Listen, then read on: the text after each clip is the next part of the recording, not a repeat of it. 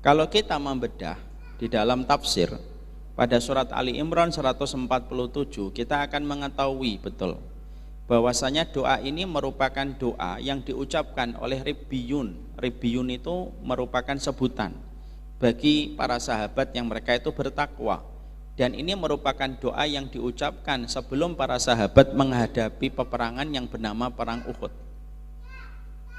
Jadi ketika terjadi peperangan Uhud, ketika sebelum berkecamuknya peperangan antara kaum Quraisy musyrikun yang datang dari arah kota Mekah, ketika mereka menuju ke kota Madinah untuk menghancurkan kota Madinah, sampai dihalang oleh Rasulullah di Bukit Uhud, karena Rasulullah menghadang mereka di Bukit Uhud dengan nilai strategis dan posisi yang strategis. Ketika para sahabat itu mereka berada di bukit-bukitnya Uhud, maka tidak ada ucapan yang diucapkan oleh para sahabat pada saat itu, kecuali ucapan mereka ketika akan menghadapi pertempuran itu adalah ucapan Rabbana ighfir lana dzunubana wa israfana fi amrina wa tsabbit aqdamana fansurna 'alal qaumil kafirin. Ini yang doa yang mereka lantunkan. Jadi doa ini yang dilantunkan oleh para sahabat Muhajirin dan Ansor sebelum mereka dibagi tugas oleh Nabi di dalam peperangan Uhud. Ada yang bertugas di bawah, ada yang bertugas di atas. Lalu ketika mereka semuanya bersiap-siap untuk menghadapi serangan dari bangsa Quraisy yang datang dari arah kota Mekah, maka ucapan di antara para sahabat yang betul-betul bertakwa di antara mereka, ucapannya adalah Rabbana ighfir lana dzunubana wa israfana fi amrina wa tsabbit aqdamana. Dan inilah yang diucapkan dan dilantunkan oleh mereka. Setelah kita paham siapa pemilik doa ini dan konteksnya ketika doa ini diucapkan oleh para Ribbiyun. Ribbiyun itu orang-orang bertakwa dari kalangan para sahabat dalam perang Uhud, kita akhirnya mendapati poin yang pertama. Poin yang pertama itu adalah kenapa ada orang dan sekelompok manusia ketika akan menghadapi peperangan, tetapi justru permintaan dan permohonan mereka itu justru bukan permohonan supaya mereka langsung dimenangkan oleh Allah, tapi justru permohonan mereka yang pertama itu adalah mereka memohon kepada Allah supaya diampuni dosanya. Kenapa mereka tidak mengatakan, ya Allah menangkanlah saya? Biasanya kalau petinju sudah berhadapan dengan petinju lain di atas ring, ucapannya kalau dia berdoa apa? Menangkanlah saya. Ucapannya mungkin Habib ketika menghadapi Nurmagomedov, ucapannya adalah menangkanlah saya. Ucapannya anak santri ketika duel dengan anak santri ketika pelajaran pencak silat, itu adalah menangkanlah saya. Tapi yang unik, yang menjadi sebuah tadabbur ilmu dan perenungan untuk kita, ternyata para sahabat ketika mereka di dalam peperangan Uhud, sebelum berkecamuknya peperangan Uhud itu terjadi, justru doa mereka yang mereka minta pertama kali dalam untaian kalimat-kalimat doa yang ada pada ayat ini, mereka tidak meminta yang pertama itu langsung menang, tapi yang mereka minta adalah ampuni dosa-dosa kami. Maka dijawab oleh para ulama bahwasanya ini merupakan sebuah ucapan dari orang-orang yang menjadi walinya Allah ketika mereka kenal dengan Allah dan mereka tahu betul bahwasanya kebaikan hidup mereka ketika mereka akan menjalani peperangan dan pertempuran ketika akan melawan Quraisy musyrikun yang datang dari arah kota Mekah. Mereka tahu betul tidak ada yang mereka hajatkan, tidak ada yang mereka butuhkan kecuali adalah diampuni. Mereka meminta kepada Allah supaya diampuni dosa-dosa mereka, karena mereka tahu yang menyebabkan mereka kalah itu adalah dosa, yang menyebabkan mereka menang itu adalah ketaatan. Karena mereka tahu betul dosa itulah yang menjadi penyumbang terbesar kekalahan kaum muslimin, makanya permintaan pertama yang mereka minta kepada Allah itu tidak langsung mengatakan menangkanlah saya ya Allah. Ini tidak beradab. Kata Al-Alusi, ini contoh orang yang tidak paham tentang Allah. Jadi kalau kita akan memenangkan sesuatu, langsung kita mengatakan kepada Rabb yang kita minta, menangkan saya ya Allah, tanpa kita merasa bahwasanya kita sebelum meminta banyak dosa dan banyak maksiat yang kita lakukan. Kata salah satu ulama Al-Alusi, ini su'ul adab, ini namanya akhlak yang buruk sama Allah. Karena para walinya Allah itu adalah orang yang tahu betul bagaimana adab kepada Allah ketika mereka menghadapi pertempuran yang demikian menakutkan yang akan terjadi sebentar lagi. Mereka itu sadar yang menyebabkan mereka menang kalau mereka dosanya sedikit. Yang menyebabkan mereka kalah itu ketika dosa mereka itu banyak. Akhirnya permintaan mereka itu yang pertama adalah, ya Allah, ampuni dosa kami. Itu yang kita dapatkan poin yang pertama. Makanya akhirnya Pak, di sini akhirnya kalau kita konversikan pada kehidupan sehari-hari, akhirnya kita menjumpai para ulama mengatakan sama, seluruh kehidupan kita dengan segala macam masalahnya, problematikanya, itu selalu berkaitan tentang dosa kita. Karena tidaklah terjadi apapun yang ada pada lembaran kehidupan kita itu kecuali ada kaitannya dengan dosa, dan pasti ada kaitannya dengan kemaksiatan manusia. Makanya tidak ada hajat yang paling penting bagi manusia kalau sudah berhadapan dengan Allah. Tidak ada hajat yang paling besar kecuali satu, yaitu bagaimana dia diampuni oleh Allah. Makanya artinya hajat kita kepada ampunan itu jauh lebih besar daripada hajat kita kepada apapun. Kenapa? Kita itu butuh diampuni. Sampai ketika kita meninggal dunia sekalipun, kita masih memelas dari doanya orang-orang beriman yang sholatin kita, yang mendoakan kita supaya kita diampuni. Saking besarnya kebutuhan manusia itu terhadap ampunan. Makanya yang menyusahkan kita itu dosa Pak, kalau nggak diampuni. Tidaklah satu dosa yang tidak kita segera meminta maaf kepada Allah kecuali menyulitkan seluruh kehidupan kita. Tidaklah setiap perkara yang terjadi di dalam rumah tangga kita, ataupun yang terjadi di luar, ataupun yang terjadi dalam muamalah, itu pun juga terjadi karena ada kaitannya dengan dosa. Makanya tidak ada permintaan doa yang paling banyak di dalam Al-Quran kecuali selalu permintaan doa itu selalu diikut sertakan di dalamnya itu permintaan supaya kita diampuni oleh Allah. Kenapa? Masalah demi masalah itu selalu ada kaitannya dengan dosa yang tidak pernah tuntas antara dirinya dengan Allah. Loh, sampai urusan tikus di dalam rumah kita itu juga gara-gara dosa, kan kata Fudail bin Iyad. Fudail bin Iyad seorang ulama besar itu mengatakan kepada kita, beliau berkata, saya pernah melakukan maksiat. Setelah aku melakukan dosa dan aku melakukan maksiat, apa yang aku peroleh? Istriku tidak taat kepada perintahku, anak-anakku tidak mendengar perintah-perintahku, dan aku dapati tikus itu sudah mulai masuk ke dalam rumahku. Masya Allah. Ada yang mulai teringat, wah, tikus di rumah saya banyak gitu ya. Maaf Pak, di rumah saya juga ada tikus. Tapi artinya bahwasanya itu pun terjadi juga disebabkan karena dosa. Makanya orang ketika mereka semakin mengenal Allah, mereka itu semakin tahu yang mengganggu frekuensi manusia dengan Rabb-nya itu dosa. Perkara yang mengotori dan membuat keruh antara kita dengan Allah, yang akhirnya berakibat kepada seluruh kehidupan kita, itu karena kemaksiatan kita. Makanya bisa jadi dalam kehidupan secara universal, bisa jadi apa yang dilakukan anak-anak kita pada kehidupan ini itu juga merupakan dampak dari kesalahan kita. Karena semuanya itu berkaitan tentang dosa dan kemaksiatan yang dilakukan manusia. Makanya akhirnya Ibnu Rajab itu berkata, tidak ada hajat yang paling besar, yang paling dibutuhkan manusia kalau dia sudah berhadapan dengan Allah kecuali satu, minta diampuni dosanya oleh Allah. Dan itu harus ditajdid, itu harus diperbarui setiap waktu dan setiap harinya. Karena yang membuat susah hidup itu dosa kita sendiri. Karena dosa kita sendiri. Anak berlaku semacam ini ketika mungkin bantah atau mungkin membentak kita. Mungkin karena kita pernah bentak orang tua kita, dosa itu tidak selesai, akhirnya Allah kirimkan anak yang membentak kita. Itu kan karena dosa. Tidaklah kita menjumpai semua kemaksiatan kecuali kemaksiatan itu pasti akan memberikan kesulitan pada kehidupan manusia itu. Makanya Imam Ibnu Qayyim berkata, tidaklah setiap manusia Ketika mereka mendapatkan kesulitan, ketika mereka mendapatkan ujian pada hidupnya, ataupun mereka mendapatkan balak pada kehidupan mereka, tidaklah balak, tidaklah ujian dan kesulitan datang pada kehidupan manusia, kecuali yang harus dilakukan adalah bagaimana manusia itu beristighfar kepada Allah dan memperbarui taubat mereka kepada Allah. Karena itu yang menjadi sumber kebaikan kehidupan kita kalau kita sudah diampuni oleh Allah.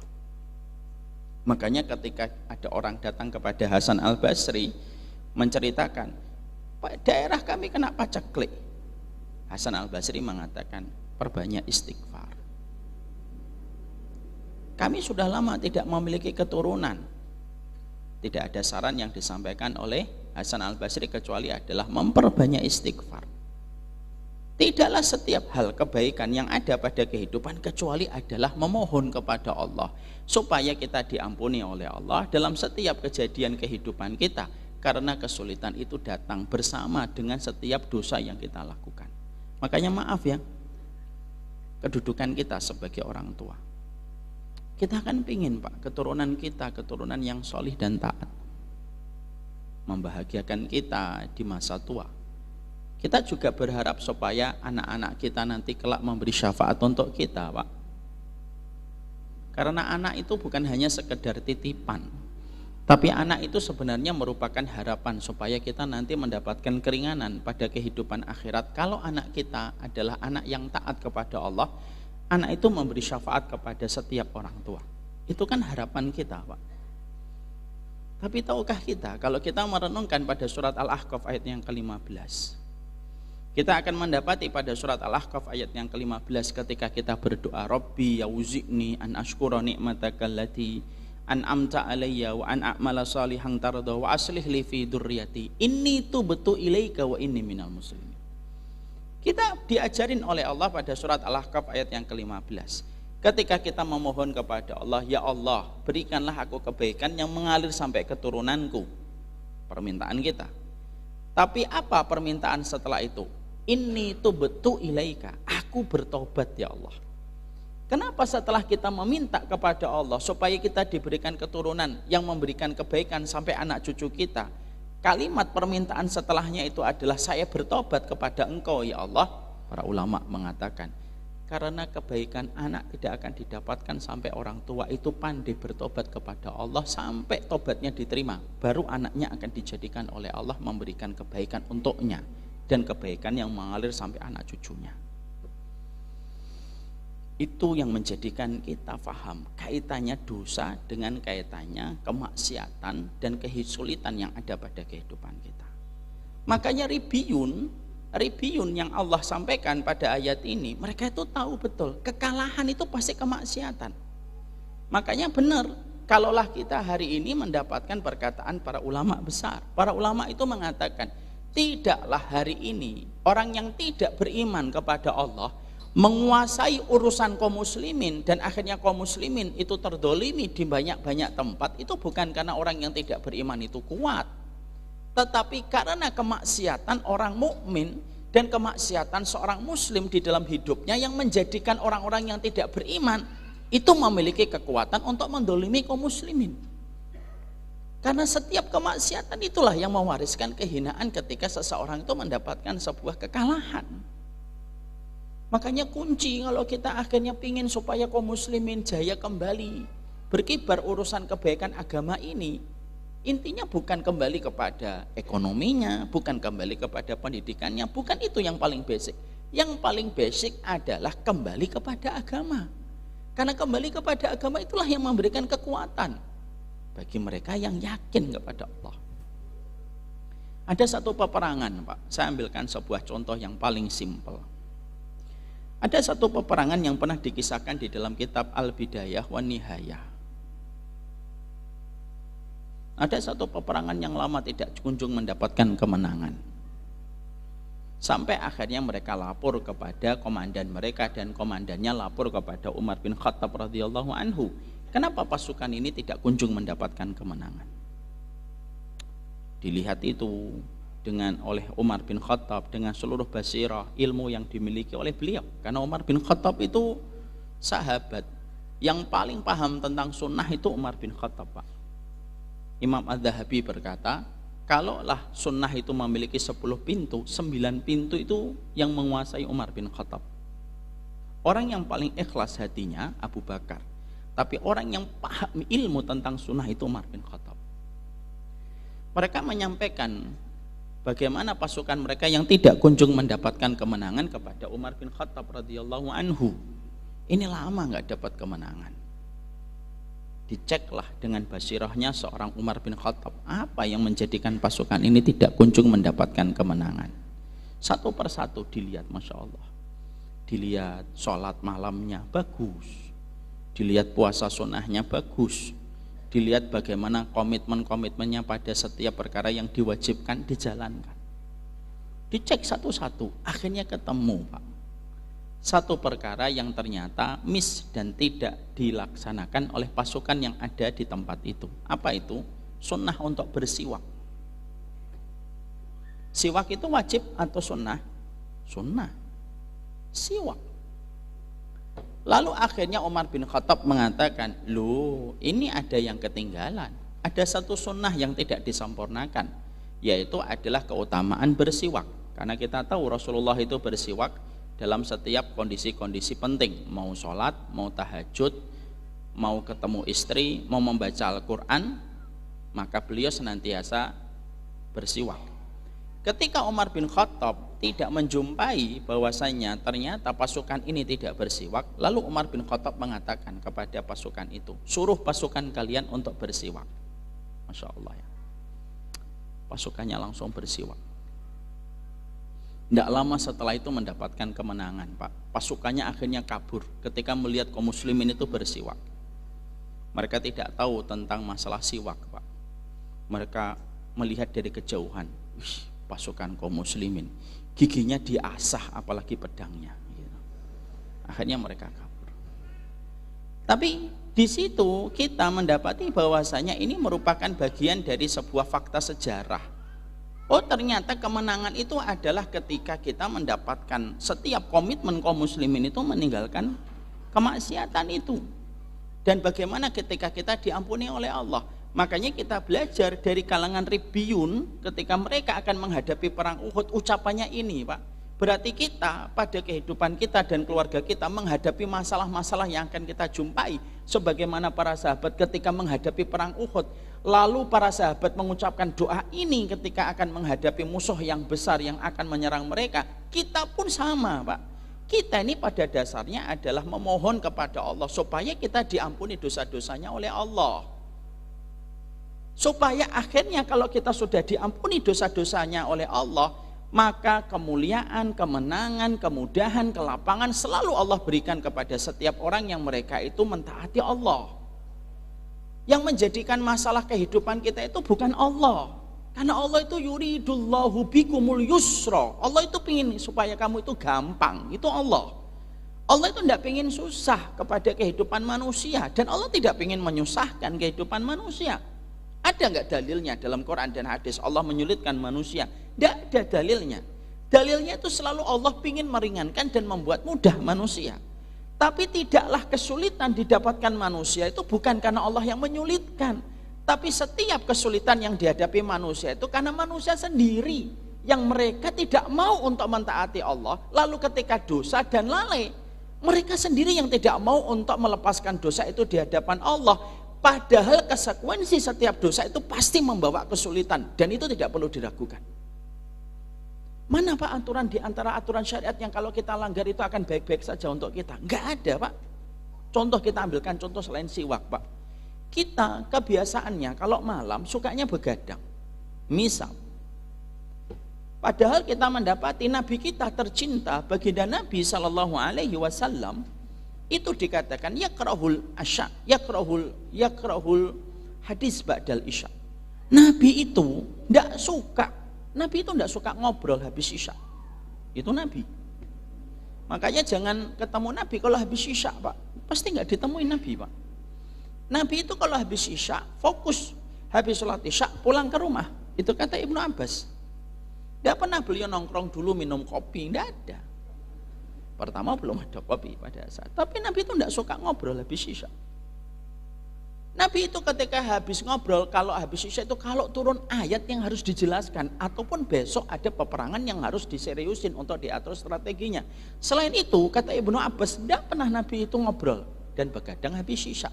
Karena Nabi membagi malamnya jadi 3. Habis isya istirahat, di pertengahan sholat, lalu setelah sholat malam beliau istirahat kembali sampai subuh. Jadi 2 kali tidur, 1 kali sholat. Kenapa habis sholat tidak langsung nunggu subuh, Ustaz? Nah, ini para ulama menjawab, salah satunya Syekh Adnan Torsah. Nabi ngajarin kita supaya manusia tetap memberikan hak kepada tubuhnya, itu yang pertama. Yang kedua, supaya orang itu berprasangka bahwasanya kita baru bangun ketika adzan dan tidak tahu kalau kita tadi malam sholat tahajud. Saking bagaimana sunnah itu menjaga pandangan orang supaya orang itu terjaga dari niat riya. Makanya maaf ya Pak, kalau Bapak dan Ibu menjaga malam itu habis isya tidur. Lalu nanti jam 1:30, jam 3 sholat. Setelah itu tidur lagi 15 menit, setengah jam, tidak apa-apa. Bangun. Orang nanti mikirnya, oh baru bangun, padahal tadi malam kita sudah sholat tahajud. Itu Rasulullah kalau membagi malamnya. Kalau habis isya, Nabi ngobrol dulu dengan istrinya. Kita Pak, misalkan menyelisihi Nabi dalam masalah ini saja, misal akhirnya kita begadang, apa kerumitan yang kita akan dapatkan dalam hidup kita? Kesehatan kita menurun Pak. Sampai akhirnya para dokter berkata apa? Resiko orang yang sering begadang terkena penyakit serius itu lebih besar daripada mereka yang disiplin ketika habis isya tidur. Kita bisa bayangkan kan, saya ambilkan contoh, ini padahal baru sunnah, belum kewajiban ini. Kalaulah hanya perkara sunnah saja, ternyata kita selisihi saja, kita yang rumit, kita yang kerepotan, dan kita yang akhirnya menghadapi berbagai macam kesulitan. Apakah manusia itu memang ditakdirkan oleh Allah dapat ini dan dapat itu? Sebenarnya enggak, tapi manusia sendiri yang akhirnya melakukan perbuatan itu menyelisihi dari pattern pola yang diatur oleh Allah dan Rasulnya. Dia sendiri yang merumitkan hidupnya. Dan apa yang terjadi pada dirinya? Yang terjadi pada dirinya itu adalah dia mendapatkan berbagai macam masalah. Penyakit serius itu lebih rentan terkena kepada mereka yang suka begadang daripada yang mereka suka disiplin ketika habis isya tidur, daripada yang mereka begadang. Ini baru yang makruh loh Pak. Ini belum yang haram. Apalagi yang haram. Makanya akhirnya kita mendapati dalam perang Uhud ada teguran dari Allah. Hanya karena pasukan Rumat, pasukan memanah, ketika pasukan memanah itu diberitahu oleh Nabi, jangan turun sampai aku memberitahu kepada kalian saatnya itu turun. Kesalahan pasukan Rumat yang ada di atas bukit itu tidak menyelisihi Nabi 100%. Tapi kesalahan pasukan Rumat yang ada di bukit pada saat itu adalah mereka tidak sabar menunggu ketetapan finish yang ditetapkan oleh Nabi. Ketika melihat pasukan-pasukan Quraisy sudah pergi berarak menuju ke kota Mekah, ghanimah ditinggalkan, para sahabat yang ada di bawah sudah mulai mengambil ghanimah. Mereka berpikir, oh mungkin Rasulullah lupa menyampaikan supaya kami turun. Lalu mereka mengambil kesimpulan, oh Nabi mungkin lupa. Akhirnya mereka turun, dan ketika turunnya mereka dilihat oleh Khalid bin Walid. Ingat loh, pasukan Rumat itu tidak menyelisih Nabi dari awal. Jadi mereka tidak bisa dikatakan bermaksiat. Kalau bermaksiat itu sebelum peperangan mereka sudah pergi. Itu bermaksiat. Tapi mereka mengikuti peperangan, mengalami ketegangan, mengalami puncak ketakutan ketika peperangan itu dan menyelesaikan sampai detik-detik terakhir. Tapi hanya berbeda sedikit waktu. Yang mungkin waktunya itu cuma 15 sampai 20 menit sampai setengah jam, tapi bisa merubah arah peperangan kembali yang kedua.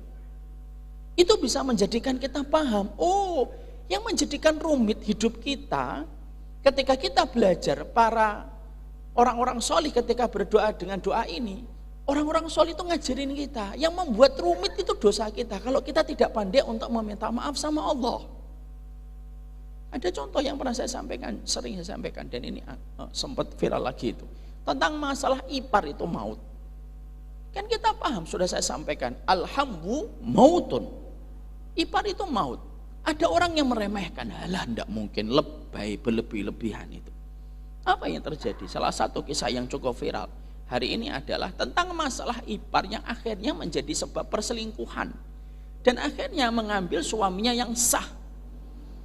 Dan kerumitan demi kerumitan yang didapatkan itu apa? Ya karena kita sendiri yang sengaja sudah tahu pokok hukumannya, syariatnya bagaimana, kita menyelisihi. Dan yang terjadi itu adalah berbagai kerumitan di dalam kehidupan kita. Kerumitan itu tidak karena Allah yang merumitkan. Demi Allah, Allah itu tidak ingin merumitkan kita, Pak.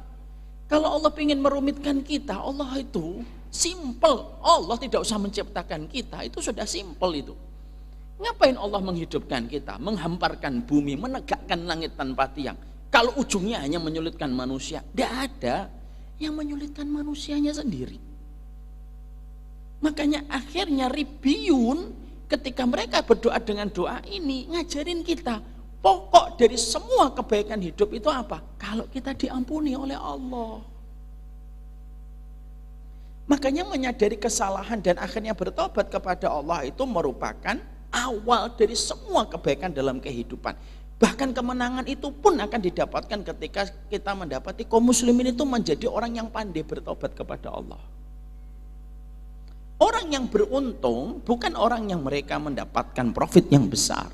Orang yang beruntung itu simple, Pak. Orang yang mereka berpulang hatinya kepada Allah sebelum berpulang fisiknya. Ketika mereka bertobat. Dari sebab tobat inilah kita ini nanti akan mendapatkan berbagai macam kemudahan di dalam kehidupan kita. Walaupun terkadang kita harus melewati ujian seleksi pertama kali oleh Allah untuk menguji bagaimana besarnya tobat kita kepada Allah. Makanya maaf ya kalau berbicara masalah orang tua, anak juga sama, Pak. Sebelum anak durhaka sama kita, mungkin kita yang durhaka sama anak sebelum anak durhaka sama kita, kan? Dosa kita, kan?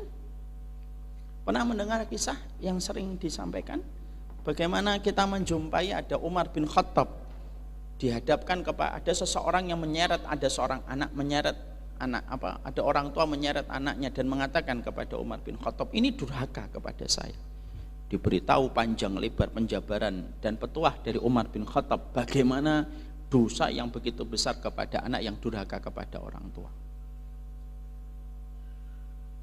Anak itu merespon dengan sebuah pertanyaan singkat dan sederhana. Halil walad hakun ala walidihi? Apakah anak punya hak enggak atas orang tuanya, atas bapaknya? Punya lah. Udkur, sebutkan wahai Amirul Mukminin, apa haknya anak atas orang tuanya? Umar bin Khattab menyebutkan 3. Yang pertama, memberikan seorang ibu yang mukminah. Kedua, memberikan nama yang berisi di dalamnya doa. Yang ketiga, mengajarkan kepadanya apa yang ada dan termaktub di dalam Al-Quran. Coba perhatikan responnya anak ini. Lalu anak ini berkata, bapak saya ini tidak ngasih apa-apa sama saya. Ibu saya majusi. Ibu saya majusi, menyembah sama api. Nama saya tidak ada doanya. Nama saya Ju'lan. Ju'lan itu nggak ada artinya. Yang ketiga, walam yu'allimni harfam min kitabillah. Bapak saya ini tidak pernah ngajarin saya walaupun satu huruf yang ada di dalam Al-Quran. Apa perkataan dari Umar bin Khattab kepada anak itu, kepada orang tuanya? Kamu telah durhaka kepada anakmu sebelum anak durhaka kepada dirimu. Kerumitan, kesulitan, Pak, yang dihadapin orang tua itu ya disebabkan dosa dia sendiri. Makanya akhirnya kata Imam Ibnu Rajab Al-Hambali mengatakan, sumber keberkahan dan kelapangan hidup kita bukan ketika manusia tidak pernah berbuat dosa, tapi setiap kelapangan dalam kehidupan itu ketika kita menjadi hamba yang bertobat kepada Allah dan kembali sama Allah. Makanya ketika kita mengucapkan Rabbana fir lana dzunubana, betul-betul kita mengerti bahwasanya kita adalah pendosa. Dan itu poin yang pertama yang kita pahami dari doa Rabbana fir lana dzunubana wa israfana fi amrina. Yang kedua, saksikanlah setelah kita melaksanakan sholat isya. Barakallahu fikum. Nanti kita lanjutkan habis kita melaksanakan sholat isya. Wassallallahu ala nabiyina Muhammad walhamdulillahirabbil alamin. Jadi disinilah kita akhirnya mengetahui betul pada poin yang pertama bahwasanya permintaan para sahabat Nabi ketika sebelum mereka terjun di medan gelanggang peperangan, yaitu adalah mereka tidak memohon kepada Allah supaya diberikan kemenangan, tetapi mereka memohon kepada Allah supaya mereka diampuni dosanya, karena mereka paham betul, mereka mengimani bahwasanya kemudahan, kelapangan hingga kemenangan itu tidak akan didapatkan sebelum mereka diampuni dosa-dosanya oleh Allah Subhanahu wa taala. Inilah pula yang menjadikan kita mengambil sebuah energi besar, bahwasanya setiap kelapangan hidup kita, kemenangan hidup kita itu dimulai ketika kita menjadi hamba yang pandai untuk memohon ampunan kepada Allah dalam setiap waktu dan setiap saat. Makanya betul kata Imam Ibnu Rajab, kalau kamu tidak mampu berlomba-lomba dengan ahlu ta'ah dengan ketaatannya, maka setidaknya kita berlomba-lomba dengan para pendosa ketika kita bertobat dan kembali kepada Allah. Tidaklah para nabi ketika mereka berdoa, kecuali para nabi selalu berdoa dengan bertawasul ketika mereka memohon ampunan atas seluruh dosa-dosa mereka, padahal mereka itu para nabi dan para rasul. Tidaklah Nabi Adam ketika berdoa kecuali doanya Rabbana dzalamna anfusana wa illam taghfir lana wa tarhamna lanakunanna minal khasirin. Tidaklah kita mendapati Nabi Yunus ketika berdoa kecuali adalah la ilaha illa anta subhanaka inni kuntu minadh dhalimin, untuk meminta pertolongan kepada Allah. Kenapa para nabi, kenapa para rasul yang track record mereka itu sepi dari dosa, itu pun mereka memohon ampunan dosa kepada Allah? Karena semakin tinggi makom seseorang di hadapan Allah, semakin dia merasa berdosa, dan tidak ada yang paling mereka hajatkan kecuali meminta kepada Allah supaya dosa-dosa mereka diampuni oleh Allah. Kita Pak menjadi orang tua yang baik itu ketika kita pandai bertobat kepada Allah. Kita menjadi suami yang baik ketika kita pandai bertobat kepada Allah. Kita menjadi istri itu adalah ketika kita pandai bertobat kepada Allah. Karena keberkahan seluruh urusan kita diajarkan oleh para sahabat ketika mereka mengikuti perang Uhud. Mereka berdoa, yang pertama sebelum mereka meminta dimenangkan, mereka meminta supaya diampuni dosa-dosanya oleh Allah. Sebelum kita meminta supaya anak kita faqih, paham agama, marilah kita memohon ampun dulu sama Allah. Sebelum kita diberikan kekuatan membimbing istri kita, minta dulu ampunan kepada Allah. Sebelum kita mendapatkan suami yang suami kita bisa membimbing kita dan suami kita bisa memiliki sifat qawam untuk mengarahkan kita sebagai istrinya dan bagian keluarganya, mintalah ampunan dulu kepada Allah. Karena tidaklah kita, kalau kita sudah diampuni oleh Allah, akhirat kita akan lapang, dunia kita pun akan terasa mudah ketika kita sudah diampuni dosa-dosanya oleh Allah. Bukankah Nabi Yunus dimudahkan urusannya ketika zikirnya yang beliau sebutkan di dalam perut ikan paus itulah yang menjadikan Allah memberikan solusi jalan keluar untuk Nabi Yunus, keluar dari perutnya ikan Yunus dari perutnya ikan paus ketika Nabi Yunus berzikir la ilaha illa anta subhanaka inni kuntu minadh dhalimin. Karena semua itu dimulai kehidupan basicnya manusia dari bangun tidur dan sampai dia tidur. Bangun tidur, mintalah ampunan sama Allah di dalam lantunan zikir pagi. Sebelum tidur, jangan memejamkan mata. Sebelum kita memohon ampunan atas dosa yang kita lakukan kepada Allah pada hari itu, supaya kita ketika meninggal dunia pada urusan tidur kita, Allah mewafatkan kita husnul khatimah ketika kita mendapatkan ampunan darinya. Berbuat baiklah. Dan kita ketika memohon ampunan dari Allah, kita harus paham, kadang-kadang ampunan itu datang dari perbuatan baik kita kepada orang, Pak. Makanya kalau orang, ciri khasnya, kalau dia menjadi orang yang jujur dan tulus ketika dia memohon ampunan kepada Allah, salah satu karakteristik orang apabila dia ikhlas memohon ampunan kepada Allah, dia akan gampang berbuat baik kepada orang lain.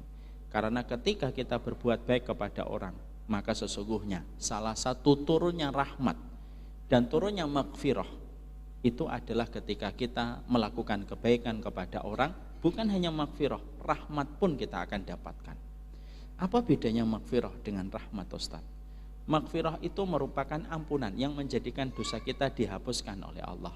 Itu dosa, itu maghfirah. Rahmat itu merupakan sebuah hal. ketika dosa kita diampuni oleh Allah, tidak menurunkan hukuman untuk kita di masa mendatang, itu namanya rahmat. Kadang-kadang ada orang yang diampuni oleh Allah tapi masih mendapatkan hukuman dari dosa itu untuk membersihkan dirinya. Tapi kalau orang itu sudah mendapatkan rahmat, maka dia diampuni oleh Allah, lalu kesulitannya pun dihilangkan oleh Allah kalau dia mendapatkan rahmat. Karena yang kita khawatirkan dari dosa, kata para ulama tazkiyatun nafas, para ulama hati mengatakan, yang dikhawatirkan dari dosa itu 3. 1, catatan dosanya menjadikan tambah berat catatan keburukan kita dan hitam hati kita. 2, mendatangkan hukuman untuk kita, kalau enggak besok lusa, kalau enggak lusa pekan depan, kalau enggak pekan depan tahun depan, tapi pasti dosa itu diiringi dengan sebuah ancaman yang Allah berikan untuk kita. Yang 3, dosa itu menghinakan manusia kelak ketika dia berdiri dalam pengadilan Allah. Karena manusia itu nanti, karena ada manusia yang dikatakan oleh baginda Nabi, ada manusia itu yang nanti ketika berdiri dalam pengadilan Allah dibeberkan semua dosanya. Dia tidak mendapatkan maghfirah, dia tidak mendapatkan rahmat. Ketika berdiri dalam pengadilan Allah, semua dosanya dibeberkan sama Allah sampai dia tertunduk merasa hina. Sampai orang itu berkata kepada Allah, ya Allah, lebih baik saya dijebloskan langsung ke neraka daripada menanggung malu sedemikian beratnya ketika dosa itu harus diperlihatkan satu persatu. Itulah pentingnya rahmat, Pak. Makanya kenapa permintaan ampunan selalu sebagian disertai dengan permintaan untuk mendapatkan rahmat. Karena dengan rahmat menghilangkan hukuman di masa mendatang. Dengan rahmat menjadikan dosa kita ditutupi aibnya oleh Allah dalam pengadilan Allah kelak. Dan kita berbuat baik, karena perbuatan baik kita di dalam kita memohon ampunan, perbuatan baik itulah yang akan menjadikan kita mudah menggapai maghfirah dan gampang mendapatkan rahmat. Saya ambilkan sebuah kisah nyata, Pak. Ini masih poin 1.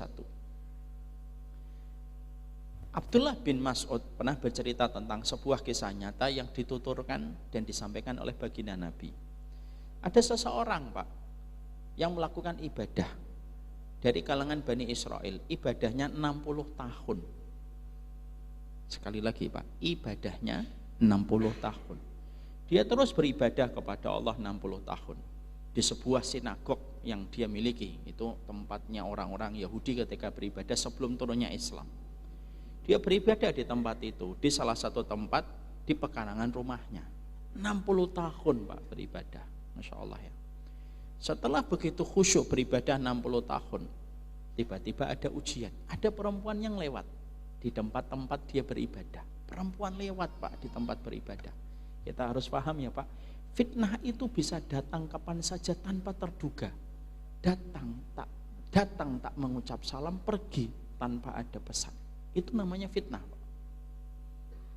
Saya teringat ya, semoga kita terhindar dan Allah memberikan rahmat kepada orang yang ada pada cerita saya. Ada seseorang yang bercerita, rumah tangganya 20 tahun berantakan gara-gara suaminya qadarullah terpikat sama perempuan yang dia lihat ketika sedang main pingpong, Pak. Jangan salahkan pingpongnya loh ya. Dan ibu-ibu jangan main pingpong, enggak gitu. Artinya adalah fitnah itu bisa datang kapan saja tanpa terduga. Ada orang duduk minum teh, kena fitnah, Pak, matanya, akhirnya berakibat panjang sepanjang hidupnya. Itu fitnah. Kita kembali kepada kisahnya Abdullah bin Mas'ud. Ini supaya setiap laki-laki dan perempuan itu sadar betul, fitnah itu bisa datang kapan saja. Ya, ibu-ibu, berapa banyak perempuan selingkuh hanya gara-gara SMS salah masuk. Itu jadi fitnah. Maka kembali kepada kisahnya Abdullah bin Mas'ud, maka ada orang yang beribadah 60 tahun dia beribadah. Setelah dia beribadah 60 tahun, beribadah 60 tahun, lewat itu satu perempuan. Perempuan itu memikat hatinya. Langsung dia terjebak pada fitnah. Ternyata bukannya dia langsung menundukkan pandangannya, tapi dia lampiaskan pandangannya, dikejar perempuan itu, diajak bicara, ngobrol, asyik di tempat dia beribadah 60 tahun. Apa yang terjadi? Akhirnya dia berzina dengan perempuan itu di rumahnya selama 6 hari berturut-turut. selama 6 hari berturut-turut. Sepekan Pak. Ibadahnya 60 tahun, zinanya 6 hari berturut-turut. Masya Allah. Setelah itu ketika 6 hari berturut-turut, ternyata sisa-sisa ketaatan itu masih ada di fitrah hatinya. Dia bangun pada hari yang ke-6 habis berzina, dia menyesal, ya Allah, saya ini telah beribadah kepada Rabbku 60 tahun. Hanya karena perempuan saya berzina. Dan itu 6 hari berturut-turut. Akhirnya perempuan itu ditinggal. Dia lari meninggalkan rumahnya, meninggalkan sinagognya. Tidak membawa apapun kecuali apa yang melekat pada dirinya. Karena apa? Penyesalannya itu betul-betul masuk ke tulang hatinya. Menusuk kepada hatinya. Dia berlari terus tanpa berhenti untuk menjauh, saking begitu malunya dia dengan dosa itu. Maka setelah dia berlari selama beberapa hari tidak membawa bekal, akhirnya kekuatannya habis. Akhirnya dia berhenti pada satu kampung yang dia tidak kenali pada kampung itu. Lalu dalam kondisi yang lemah, dia terjatuh di pinggir jalan. Tanpa ada yang memberikan minuman, tanpa ada yang memberikan makanan. Tiba-tiba ada seseorang yang lewat. Yang lewat itu membawa roti dalam tas yang dia bawa. Melihat orang ini jatuh, dia tahu ini kelaparan. Kelihatan dari wajahnya orang ini kelaparan yang tadi berzina 6 hari berturut-turut. Akhirnya orang tersebut dikasihkan itu roti kepada orang tersebut. Orang itu senang. Ketika mendapatkan roti, beberapa hari dia lari. Tidak mendapatkan asupan makanan, mendapatkan roti, Pak. Ketika dia mau makan roti itu, tiba-tiba di sampingnya ada orang tua yang kelihatan lapar sekali. Laparnya luar biasa. Maka akhirnya dia melihat, kasihan, dia lebih lapar kelihatannya daripada saya. Disobek rotinya, Pak. Lalu diberikan kepada orang tua tadi lebih besar daripada roti yang dia makan. Padahal tidak ada yang dia inginkan kecuali makan roti setelah beberapa hari tidak makan. Setelah roti itu diberikan kepada orang tua itu, tidak lama setelah itu beliau meninggal dunia, Pak. Malaikat maut datang disuruh oleh Allah cabut nyawa orang itu, dicabut nyawanya, meninggal dunia. Maka kata Rasulullah Shallallahu Alaihi Wasallam, maka orang itu dibangkitkan oleh Allah. Ketika dibangkitkan oleh Allah, Allah tahu orang ini beribadah kepadanya selama 60 tahun. Lalu Allah menimbangnya, Allah memberikan mizan kepadanya. Maka ibadahnya 60 tahun diberikan pahalanya oleh Allah. Tapi dia melakukan zina selama 6 hari berturut-turut. Maka diletakkan dosa di sebelah kiri dari timbangan mizan yang Allah tegakkan. Dan ternyata Pak, ibadah 60 tahun kalah dengan beratnya dosa yang dilakukan 6 hari. Insya Allah ya Pak. Makanya Masya Allah, kalau melakukan taat semua orang bisa Pak. Meninggalkan dosa hanya orang yang ikhlas yang bisa meninggalkan dosa. Masih anak yatim, banyak orang yang bantu Pak. Mau sholat nggak sholat, korupsi nggak koruptor, banyak bantu anak yatim Pak. Tapi meninggalkan korupsi hanya mereka yang ikhlas. Maka ketika ditimbang ternyata zinanya lebih berat daripada ibadahnya selama 60 tahun. Maka setelah itu orang itu lemes dan menyadari bahwasanya tidak ada ujung penderitaan dia di akhirat kecuali berujung ke neraka. Setelah dia tahu, lah zina saya 6 hari lebih berat. Ketika orang itu dalam kondisi yang betul-betul sedih, merasakan apa yang akan dirasakan dari pengadilan Allah, Allah tiba-tiba berfirman kepadanya, kata Rasulullah, tapi ada yang belum aku timbang untukmu. Dia tidak tahu dan tidak ingat apa ibadah yang belum ditimbang oleh Allah di luar 60 tahun beribadah kepadanya. Lalu Allah mengingatkan, bukankah kamu pernah mendapatkan rasa lapar yang melilit perutmu? Lalu kamu mendapatkan sepotong roti dan tidak ada yang kamu inginkan di atas muka bumi ini kecuali makan roti itu untuk mengganjal perutmu setelah beberapa hari kosong. Lalu kamu dapat roti itu, lalu kamu potong rotinya, lalu kamu berikan kepada orang tua, di mana bagian orang tua itu lebih besar daripada bagianmu. Padahal kamu sangat berhajat dan sangat pengen melahap roti itu. Dia merasa, ya memberi roti dibandingkan 60 tahun beribadah, dibandingkan 6 hari berturut-turut ibadah. Tapi dia menunggu pengadilan Allah. Allah ambil ibadahnya 60 tahun diganti dengan sepotong roti, Pak, yang pernah dia berikan kepada orang tua. Tidak ada yang mendorong dia memberikan roti itu kecuali ikhlas. Tidak ada yang mengenalnya, tidak ada yang mengetahui dia itu siapa, tidak ada yang mengetahui dia datang dari mana, dan tidak ada yang membuatnya dia untuk memberikan roti itu kecuali karena Allah semata. Karena Allah semata. Roti itu ditimbang, Pak. Lalu dosanya dia zina itu 6 hari berturut-turut ditimbang, Pak. Dan ternyata ketika ditimbang, roti yang diliputi dengan keikhlasan, tidak ada yang mendorong dia untuk memberikan roti itu kecuali karena Allah semata. Roti itu ternyata lebih berat daripada zina 6 hari berturut-turut, Pak. Dan dia diampuni oleh Allah. Apa yang kita ambil dari riwayat sahih dari Abdullah bin Mas'ud ini? Kita ketika memohon ampunan supaya sumber kebaikan itu berlaku untuk kita itu, kadang-kadang dengan kita berbuat baik sama orang. Jangan sampai salah paham loh ya. Oh, berarti zina itu tebusnya dengan roti. Habis zina nyari orang-orang yang enggak bawah-bawah jembatan. Orang di bawah jembatan ngapain, Pak, ngasih roti? Ya, Pak, saya habis zina, Pak. Ini berdasarkan hadis dari Abdullah bin Mas'ud. Enggak gitu. Tapi itu yang kita peroleh. Karena apa? Mintalah, Pak, semuanya itu tawasul supaya kita diampuni, Pak.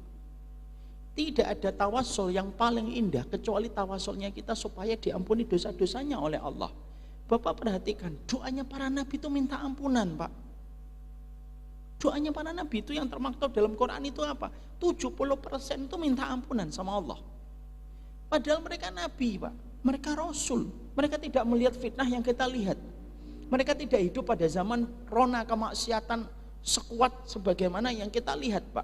Itu saja mereka memohon ampunan sama Allah. Seorang Ibrahim memohon ampunan kepada Allah. Seorang Ibrahim, Pak. Padahal beliau hidup ribuan tahun sebelum kita, Pak. WhatsApp belum ada. Instagram dan Facebook yang menjadikan kita suka bertengkar-tengkar belum ada, Pak. Itu pun memohon ampunan kepada Allah. Kenapa para nabi itu basicnya kalau sudah berinteraksi sama Allah mohon ampunan? Karena para nabi itu tahu tidak ada yang paling dibutuhkan manusia kecuali satu, diampuni dosanya oleh Allah, Pak. Makanya kenapa kita kalau meninggal dunia sampai sholat jenazah masih kita harapkan dari orang 40 orang yang sholih. Karena 40 orang yang sholih itu memintakan ampunan sama Allah. Hajat kita sama ampunan itu lebih besar daripada hajat kita kepada nafas. Hajat kita kepada ampunan itu lebih besar daripada hajat kita kepada air, makanan, rumah, pakaian, sandang, papan dan semuanya. Itu hajat kita, Pak, yang paling besar, Pak. Makanya akhirnya kita belajar, lu para sahabat saja akan menghadapi suasana yang mencekam, menakutkan, dengan satu risiko nyawa yang mereka jumpai, cacat tangan, cacat kaki, terluka, terbuai usus mereka. Loh, yang mereka minta justru apa? Ampuni dosa dulu. Coba, Pak. Kalau kita mau perang, misalkan kita dalam perang Uhud, mungkin kita akan berkata, ya Allah menangkan saya, ya Allah. Ya Allah supaya saya tidak lecet, ya Allah. Ya Allah supaya tidak terpotong tangan saya, tidak terpotong kaki saya, ya Allah.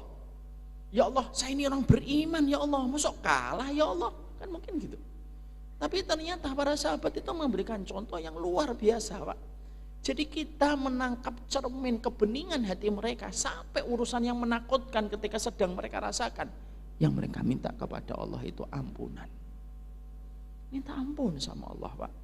Laki-laki, orang tua yang dibantu oleh Allah, kata Imam Qurtubi, simple kok. Orang tua yang dibantu oleh Allah, itu orang tua yang mereka diampuni dosanya oleh Allah. Kalau sudah diampuni dosanya oleh Allah, urusan semuanya di take over oleh Allah dalam kebaikan. Dan itu kecil bagi Allah. Itu baru poin yang pertama. Poin yang kedua, apa bedanya kata dzunubana wa israfana? Ada kata dzunub, ada kata israf. Apa bedanya antara dzunub dengan israf? Nah, itulah yang menjadikan kita mempelajari pekan depan, insya Allah. Sabar, kalau kita ingin mendapatkan ampunan, semoga kita senantiasa bersabar.